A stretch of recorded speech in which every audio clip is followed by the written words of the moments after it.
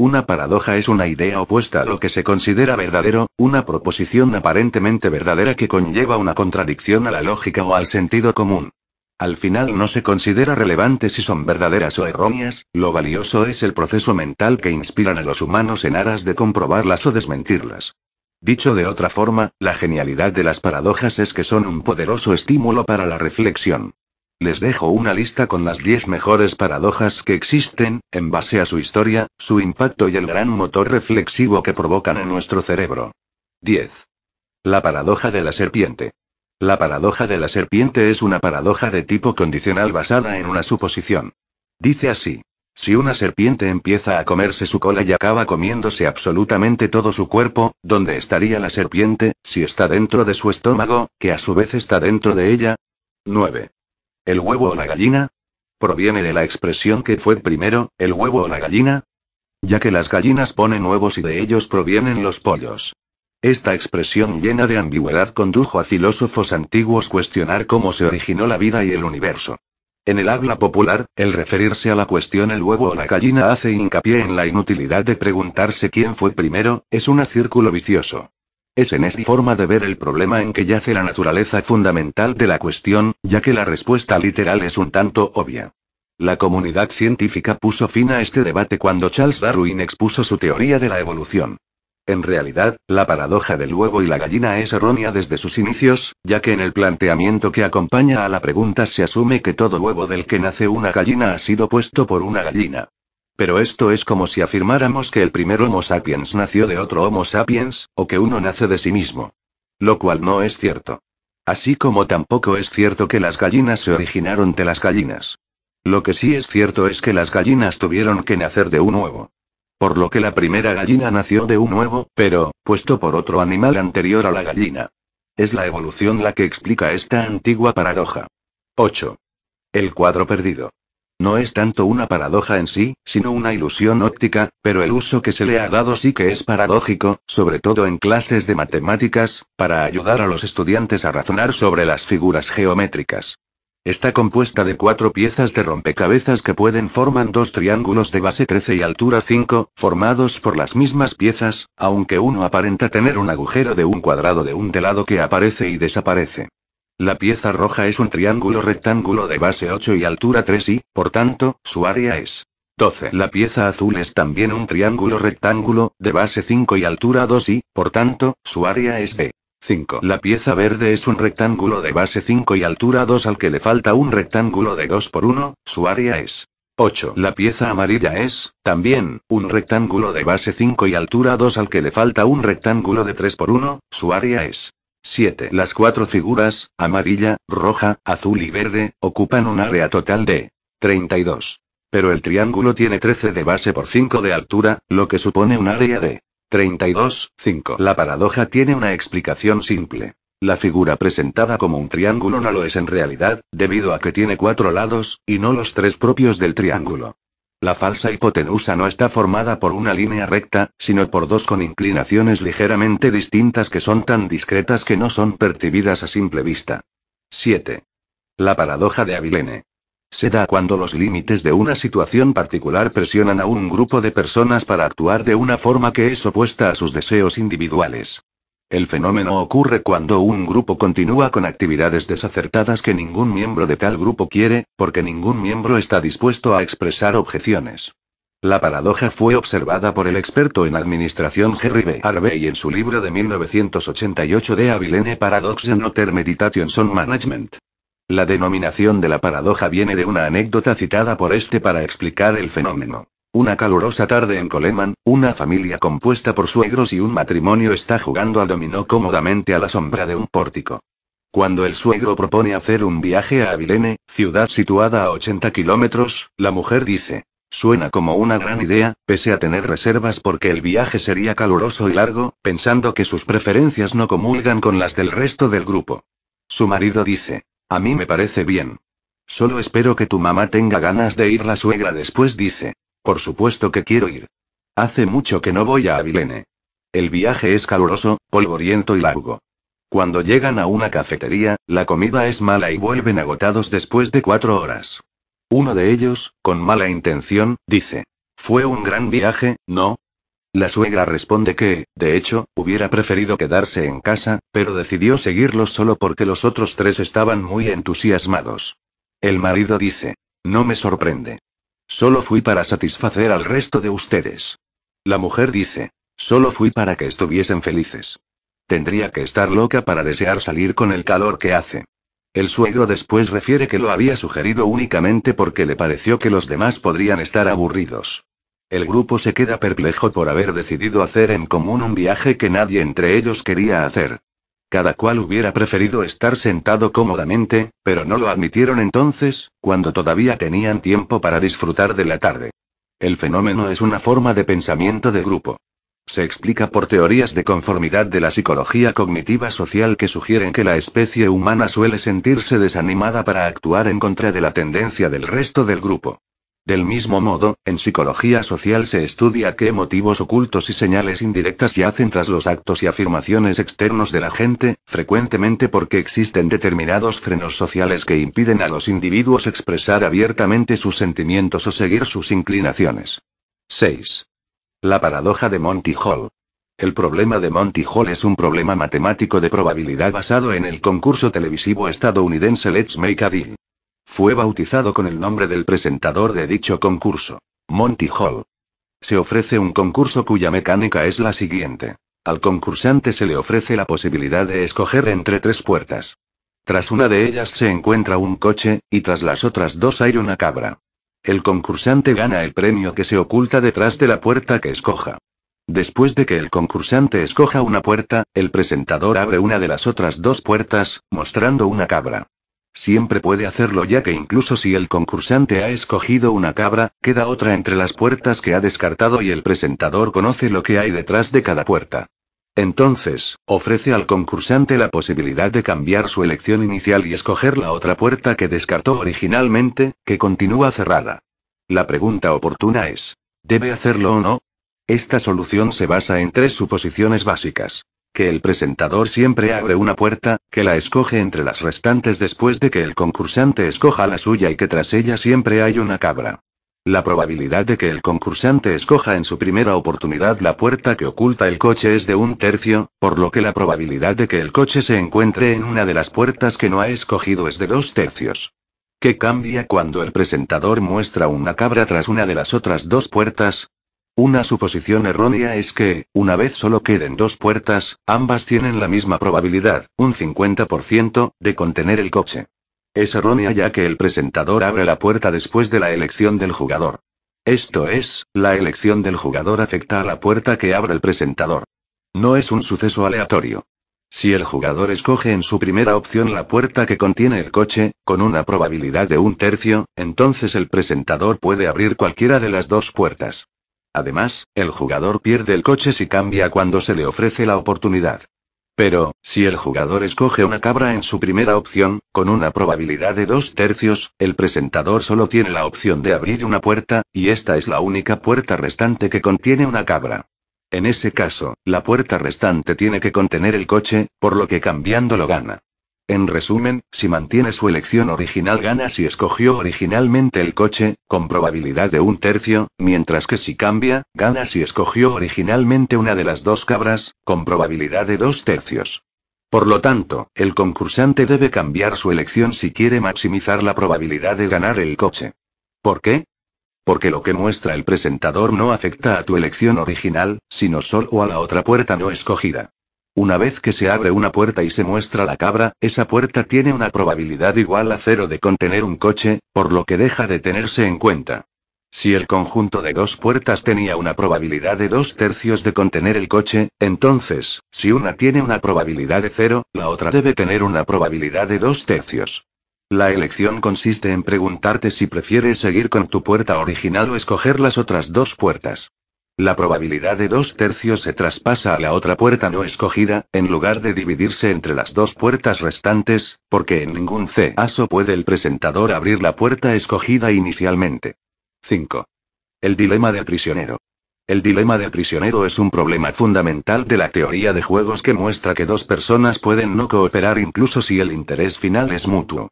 Fue desarrollado originariamente por Merrill M. Flood y Melvin Dresser mientras trabajaban en RAND en 1950. La enunciación clásica del dilema del prisionero es: la policía arresta a dos sospechosos. No hay pruebas suficientes para condenarlos y, tras haberlos separado, los visita a cada uno y les ofrece el mismo trato. Si uno confiesa y su cómplice no, el cómplice será condenado a la pena total, 10 años, y el primero será liberado. Si uno calla y el cómplice confiesa, el primero recibirá esa pena y será el cómplice quien salga libre. Si ambos confiesan, ambos serán condenados a 6 años. Si ambos lo niegan, todo lo que podrán hacer será encerrarlos durante 6 meses por un cargo menor. Vamos a suponer que ambos prisioneros son completamente egoístas y su única meta es reducir su propia estancia en la cárcel. Como prisioneros tienen dos opciones: cooperar con su cómplice y permanecer callado, o traicionar a su cómplice y confesar. El resultado de cada elección depende de la elección del cómplice. Por desgracia, uno no conoce qué ha elegido hacer el otro. Incluso si pudiesen hablar entre sí, no podrían estar seguros de confiar mutuamente. Si uno espera que el cómplice escoja cooperar con él y permanecer en silencio, la opción óptima para el primero sería confesar, lo que significaría que sería liberado inmediatamente, mientras el cómplice tendrá que cumplir una condena de 10 años. Si espera que su cómplice decida confesar, la mejor opción es confesar también, ya que al menos no recibirá la condena completa de 10 años, y solo tendrá que esperar 6, al igual que el cómplice. Y, sin embargo, si ambos decidiesen no cooperar y permanecer en silencio, ambos serían liberados en solo 6 meses. Si se razona desde la perspectiva del interés óptimo del grupo, de los dos prisioneros, el resultado correcto sería que ambos cooperasen, ya que esto reduciría el tiempo total de condena del grupo a un total de 1 año. Cualquier otra decisión sería peor para ambos si se consideran conjuntamente. A pesar de ello, si siguen sus propios intereses egoístas, cada uno de los dos prisioneros recibirá una sentencia dura. 4. El gato de Schrödinger. Es un experimento imaginario concebido en 1935 por el físico Erwin Schrödinger para exponer una de las consecuencias menos intuitivas de la mecánica cuántica. Él plantea un sistema que se encuentra formado por una caja cerrada y opaca que contiene un gato en su interior, una botella de gas venenoso y un dispositivo, el cual contiene una partícula radiactiva con una probabilidad del 50% de desintegrarse en un tiempo dado, de manera que si la partícula se desintegra, el veneno se libera y el gato muere. Al terminar el tiempo establecido, hay una probabilidad del 50% de que el dispositivo se haya activado y el gato esté muerto, y la misma probabilidad de que el dispositivo no se haya activado y el gato esté vivo. Según los principios de la mecánica cuántica, la descripción correcta del sistema en ese momento, su función de onda, será el resultado de la superposición de los estados vivo y muerto, a su vez descritos por su función de onda. Sin embargo, una vez abramos la caja para comprobar el estado del gato, este estará vivo o muerto. Ahí radica la paradoja. Mientras que en la descripción clásica del sistema el gato estará vivo o muerto antes de que abramos la caja y comprobemos su estado, en la mecánica cuántica el sistema se encuentra en una superposición de los estados posibles hasta que interviene el observador. El paso de una superposición de estados a un estado definido se produce como consecuencia del proceso de medida, y no puede predecirse el estado final del sistema, solo la probabilidad de obtener cada resultado. La naturaleza del proceso sigue siendo una incógnita, que ha dado lugar a distintas interpretaciones de carácter especulativo. 3.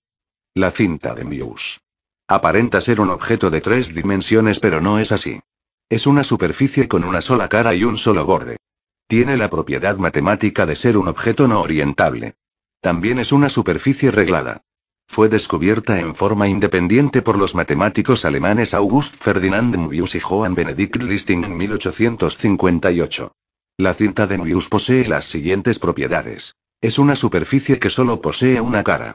Si se colorea la superficie de una cinta de Möbius, comenzando por la aparentemente cara exterior, al final queda coloreada toda la cinta, por tanto, solo tiene una cara y no tiene sentido hablar de cara interior y cara exterior. Tiene solo un borde. Se puede comprobar siguiendo el borde con un dedo, apreciando que se alcanza el punto de partida tras haber recorrido la totalidad del borde. Es una superficie no orientable. Si se parte con una pareja de ejes perpendiculares orientados, al desplazarse paralelamente a lo largo de la cinta, se llegará al punto de partida con la orientación invertida. Una persona que se deslizara tumbada sobre una banda de envius, mirando hacia la derecha, al recorrer una vuelta completa aparecerá mirando hacia la izquierda. 2. La paradoja del abuelo, viaje en el tiempo. Es una paradoja probablemente acuñada por primera vez por el escritor francés de ciencia ficción René Barjavel en su novela Le Voyageur Imprudent, El viajero imprudente, 1943.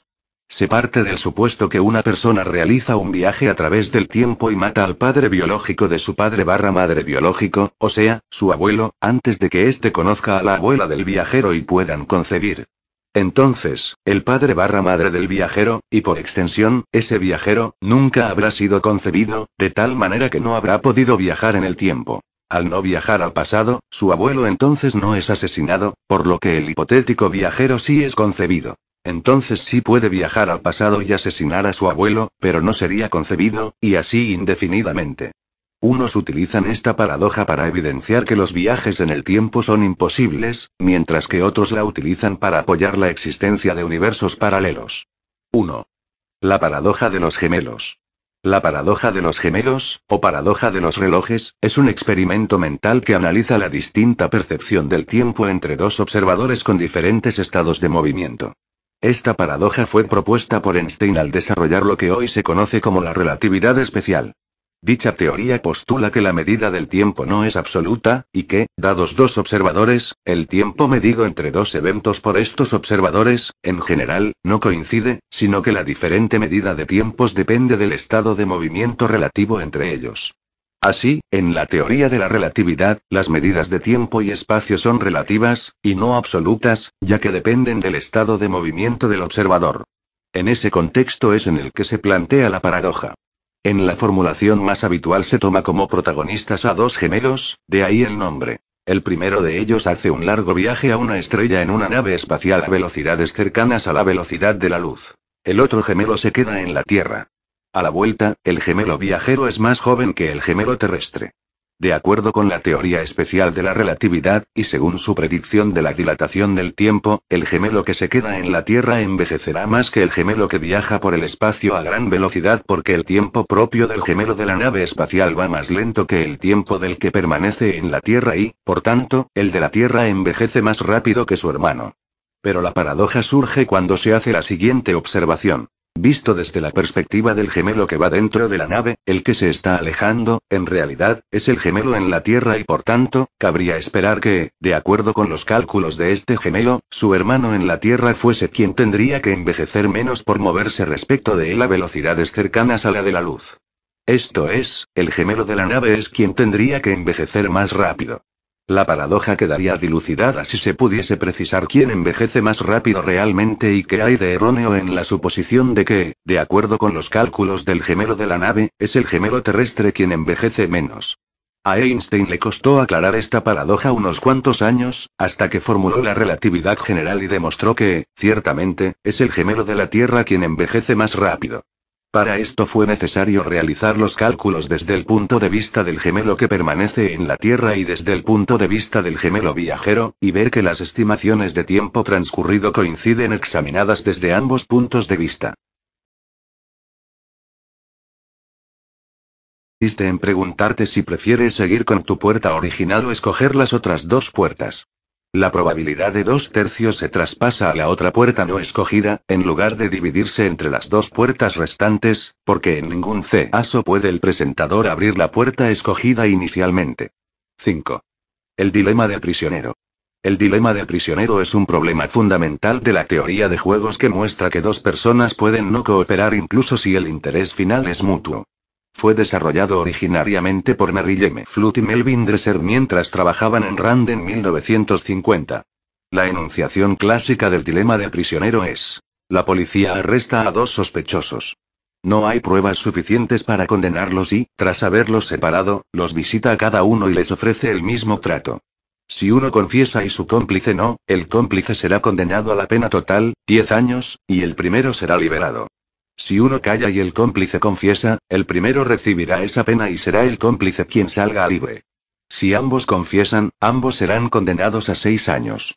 Si ambos lo niegan, todo lo que podrán hacer será encerrarlos durante 6 meses por un cargo menor. Vamos a suponer que ambos prisioneros son completamente egoístas y su única meta es reducir su propia estancia en la cárcel. Como prisioneros tienen dos opciones: cooperar con su cómplice y permanecer callado, o traicionar a su cómplice y confesar. El resultado de cada elección depende de la elección del cómplice. Por desgracia, uno no conoce qué ha elegido hacer el otro. Incluso si pudiesen hablar entre sí, no podrían estar seguros de confiar mutuamente. Si uno espera que el cómplice escoja cooperar con él y permanecer en silencio, la opción óptima para el primero sería confesar, lo que significaría que sería liberado inmediatamente, mientras el cómplice tendrá que cumplir una condena de 10 años.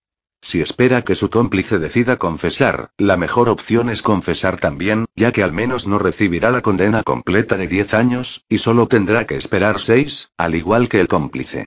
Y, sin embargo, si ambos decidiesen no cooperar y permanecer en silencio, ambos serían liberados en solo 6 meses. Si se razona desde la perspectiva del interés óptimo del grupo, de los dos prisioneros, el resultado correcto sería que ambos cooperasen, ya que esto reduciría el tiempo total de condena del grupo a un total de 1 año. Cualquier otra decisión sería peor para ambos si se consideran conjuntamente. A pesar de ello, si siguen sus propios intereses egoístas, cada uno de los dos prisioneros recibirá una sentencia dura. 4. El gato de Schrödinger. Es un experimento imaginario concebido en 1935 por el físico Erwin Schrödinger para exponer una de las consecuencias menos intuitivas de la mecánica cuántica. Él plantea un sistema que se encuentra formado por una caja cerrada y opaca que contiene un gato en su interior, una botella de gas venenoso y un dispositivo, el RAND en 1950. La enunciación clásica del dilema del prisionero es: la policía arresta a dos sospechosos. No hay pruebas suficientes para condenarlos y, tras haberlos separado, los visita a cada uno y les ofrece el mismo trato. Si uno confiesa y su cómplice no, el cómplice será condenado a la pena total, 10 años, y el primero será liberado. Si uno calla y el cómplice confiesa, el primero recibirá esa pena y será el cómplice quien salga libre. Si ambos confiesan, ambos serán condenados a 6 años. Si ambos lo niegan, todo lo que podrán hacer será encerrarlos durante 6 meses por un cargo menor. Vamos a suponer que ambos prisioneros son completamente egoístas y su única meta es reducir su propia estancia en la cárcel. Como prisioneros tienen dos opciones: cooperar con su cómplice y permanecer callado, o traicionar a su cómplice y confesar. El resultado de cada elección depende de la elección del cómplice. Por desgracia, uno no conoce qué ha elegido hacer el otro. Incluso si pudiesen hablar entre sí, no podrían estar seguros de confiar mutuamente.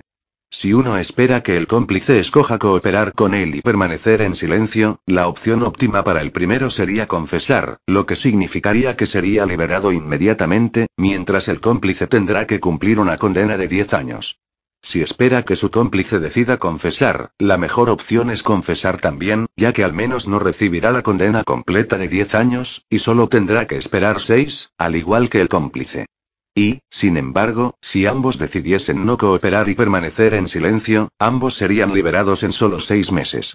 Si se razona desde la perspectiva del interés óptimo del grupo, de los dos prisioneros, el resultado correcto sería que ambos cooperasen, ya que esto reduciría el tiempo total de condena del grupo a un total de 1 año.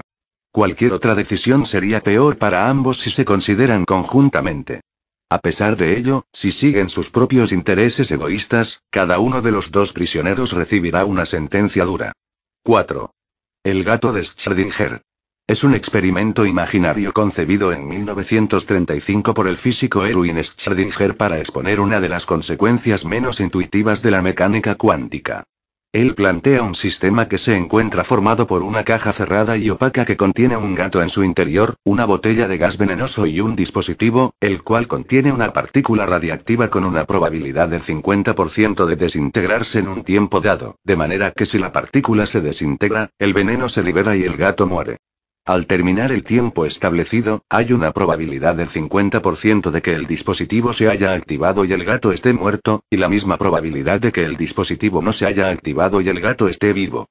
Según los principios de la mecánica cuántica, la descripción correcta del sistema en ese momento, su función de onda, será el resultado de la superposición de los estados vivo y muerto, a su vez es que las gallinas tuvieron que nacer de un huevo. Por lo que la primera gallina nació de un huevo, pero, puesto por otro animal anterior a la gallina. Es la evolución la que explica esta antigua paradoja. 8. El cuadro perdido. No es tanto una paradoja en sí, sino una ilusión óptica, pero el uso que se le ha dado sí que es paradójico, sobre todo en clases de matemáticas, para ayudar a los estudiantes a razonar sobre las figuras geométricas. Está compuesta de 4 piezas de rompecabezas que forman 2 triángulos de base 13 y altura 5, formados por las mismas piezas, aunque uno aparenta tener un agujero de un cuadrado de lado que aparece y desaparece. La pieza roja es un triángulo rectángulo de base 8 y altura 3 y, por tanto, su área es 12. La pieza azul es también un triángulo rectángulo, de base 5 y altura 2 y, por tanto, su área es de 5. La pieza verde es un rectángulo de base 5 y altura 2 al que le falta un rectángulo de 2 por 1, su área es 8. La pieza amarilla es, también, un rectángulo de base 5 y altura 2 al que le falta un rectángulo de 3 por 1, su área es 7. Las 4 figuras, amarilla, roja, azul y verde, ocupan un área total de 32. Pero el triángulo tiene 13 de base por 5 de altura, lo que supone un área de 32, 5. La paradoja tiene una explicación simple. La figura presentada como un triángulo no lo es en realidad, debido a que tiene 4 lados, y no los 3 propios del triángulo. La falsa hipotenusa no está formada por una línea recta, sino por 2 con inclinaciones ligeramente distintas que son tan discretas que no son percibidas a simple vista. 7. La paradoja de Abilene.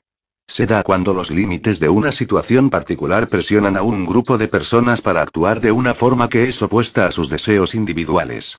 El fenómeno ocurre cuando un grupo continúa con actividades desacertadas que ningún miembro de tal grupo quiere, porque ningún miembro está dispuesto a expresar objeciones. La paradoja fue observada por el experto en administración Henry B. Harvey en su libro de 1988 de Abilene Paradox and Other Meditations on Management. La denominación de la paradoja viene de una anécdota citada por este para explicar el fenómeno. Una calurosa tarde en Coleman, una familia compuesta por suegros y un matrimonio está jugando al dominó cómodamente a la sombra de un pórtico. Cuando el suegro propone hacer un viaje a Abilene, ciudad situada a 80 kilómetros, la mujer dice: suena como una gran idea, pese a tener reservas porque el viaje sería caluroso y largo, pensando que sus preferencias no comulgan con las del resto del grupo. Su marido dice: a mí me parece bien.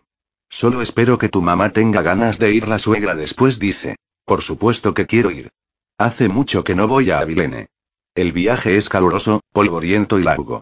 Cuando llegan a una cafetería, la comida es mala y vuelven agotados después de 4 horas. Uno de ellos, con mala, o sea, su abuelo, antes de que éste conozca a la abuela del viajero y puedan concebir.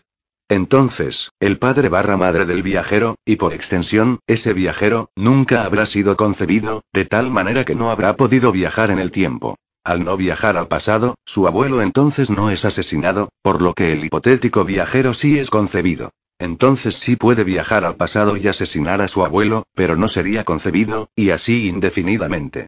Unos utilizan esta paradoja para evidenciar que los viajes en el tiempo son imposibles, mientras que otros la utilizan para apoyar la existencia de universos paralelos. 1. La paradoja de los gemelos. La paradoja de los gemelos, o paradoja de los relojes, es un experimento mental que analiza la distinta percepción del tiempo entre 2 observadores con diferentes estados de movimiento. Esta paradoja fue propuesta por Einstein al desarrollar lo que hoy se conoce como la relatividad especial. Dicha teoría postula que la medida del tiempo no es absoluta, y que, dados 2 observadores, el tiempo medido entre 2 eventos por estos observadores, en general, no coincide, sino que la diferente medida de tiempos depende del estado de movimiento relativo entre ellos. Así, en la teoría de la relatividad, las medidas de tiempo y espacio son relativas, y no absolutas, ya que dependen del estado de movimiento del observador. En ese contexto es en el que se plantea la paradoja. En la formulación más habitual se toma como protagonistas a 2 gemelos, de ahí el nombre. El primero de ellos hace un largo viaje a una estrella en una nave espacial a velocidades cercanas a la velocidad de la luz. El otro gemelo se queda en la Tierra. A la vuelta, el gemelo viajero es más joven que el gemelo terrestre. De acuerdo con la teoría especial de la relatividad, y según su predicción de la dilatación del tiempo, el gemelo que se queda en la Tierra envejecerá más que el gemelo que viaja por el espacio a gran velocidad porque el tiempo propio del gemelo de la nave espacial va más lento que el tiempo del que permanece en la Tierra y, por tanto, el de la Tierra envejece más rápido que su hermano. Pero la paradoja surge cuando se hace la siguiente observación. Visto desde la perspectiva del gemelo que va dentro de la nave, el que se está alejando, en realidad, es el gemelo en la Tierra y por tanto, cabría esperar que, de acuerdo con los cálculos de este gemelo, su hermano en la Tierra fuese quien tendría que envejecer menos por moverse respecto de él a velocidades cercanas a la de la luz. Esto es, el gemelo de la nave es quien tendría que envejecer más rápido. La paradoja quedaría dilucidada si se pudiese precisar quién envejece más rápido realmente y qué hay de erróneo en la suposición de que, de acuerdo con los cálculos del gemelo de la nave, es el gemelo terrestre quien envejece menos. A Einstein le costó aclarar esta paradoja unos cuantos años, hasta que formuló la relatividad general y demostró que, ciertamente, es el gemelo de la Tierra quien envejece más rápido. Para esto fue necesario realizar los cálculos desde el punto de vista del gemelo que permanece en la Tierra y, una paradoja es una idea opuesta a lo que se considera verdadero, una proposición aparentemente verdadera que conlleva una contradicción a la lógica o al sentido común. Al final no se considera relevante si son verdaderas o erróneas, lo valioso es el proceso mental que inspiran a los humanos en aras de comprobarlas o desmentirlas. Dicho de otra forma, la genialidad de las paradojas es que son un poderoso estímulo para la reflexión. Les dejo una lista con las 10 mejores paradojas que existen, en base a su historia, su impacto y el gran motor reflexivo que provocan en nuestro cerebro. 10. La paradoja de la serpiente. La paradoja de la serpiente es una paradoja de tipo condicional basada en una suposición. Dice así: si una serpiente empieza a comerse su cola y acaba comiéndose absolutamente todo su cuerpo, ¿dónde estaría la serpiente, si está dentro de su estómago, que a su vez está dentro de ella? 9. El huevo, lo cual no es cierto. Así como tampoco es cierto que las gallinas se originaron de las gallinas. Lo que sí es cierto es que las gallinas tuvieron que nacer de un huevo. Por lo que la primera gallina nació de un huevo, pero, puesto por otro animal anterior a la gallina. Es la evolución la que explica esta antigua paradoja. 8. El cuadro perdido. No es tanto una paradoja en sí, sino una ilusión óptica, pero el uso que se le ha dado sí que es paradójico, sobre todo en clases de matemáticas, para ayudar a los estudiantes a razonar sobre las figuras geométricas. Está compuesta de 4 piezas de rompecabezas que forman 2 triángulos de base 13 y altura 5, formados por las mismas piezas, aunque uno aparenta tener un agujero de un cuadrado de un lado que aparece y desaparece. La pieza roja es un triángulo rectángulo de base 8 y altura 3 y, por tanto, su área es 12. La pieza azul es también un triangallina.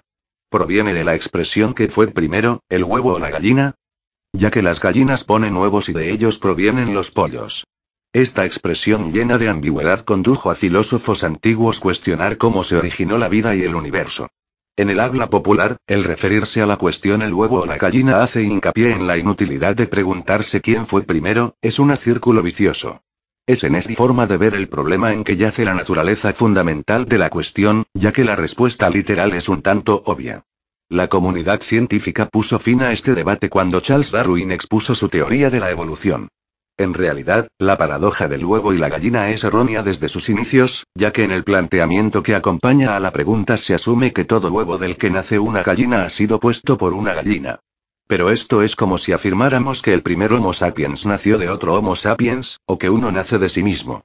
Triángulo rectángulo, de base 5 y altura 2 y, por tanto, su área es de 5. La pieza verde es un rectángulo de base 5 y altura 2 al que le falta un rectángulo de 2 por 1, su área es 8. La pieza amarilla es, también, un rectángulo de base 5 y altura 2 al que le falta un rectángulo de 3 por 1, su área es 7. Las 4 figuras, amarilla, roja, azul y verde, ocupan un área total de 32. Pero el triángulo tiene 13 de base por 5 de altura, lo que supone un área de 32, 5. La paradoja tiene una explicación simple. La figura presentada como un triángulo no lo es en realidad, debido a que tiene 4 lados, y no los 3 propios del triángulo.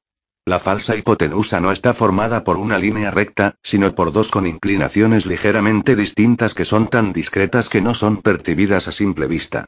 7. La paradoja de Abilene. Se da cuando los límites de una situación particular presionan a un grupo de personas para actuar de una forma que es opuesta a sus deseos individuales. El fenómeno ocurre cuando un grupo continúa con actividades desacertadas que ningún miembro de tal grupo quiere, porque ningún miembro está dispuesto a expresar objeciones. La paradoja fue observada por el experto en administración Henry B. Harvey en su libro de 1988 de Abilene Paradox and Other Meditations on Management. La denominación de la paradoja viene de una anécdota citada por este para explicar el fenómeno. Una calurosa tarde en Coleman, una familia compuesta por suegros y un matrimonio está jugando al dominó cómodamente a la sombra de un pórtico. Cuando el suegro propone hacer un viaje a Abilene, ciudad situada a 80 kilómetros, la mujer dice: suena como una gran idea, pese a tener reservas porque el viaje sería caluroso y largo, pensando que sus preferencias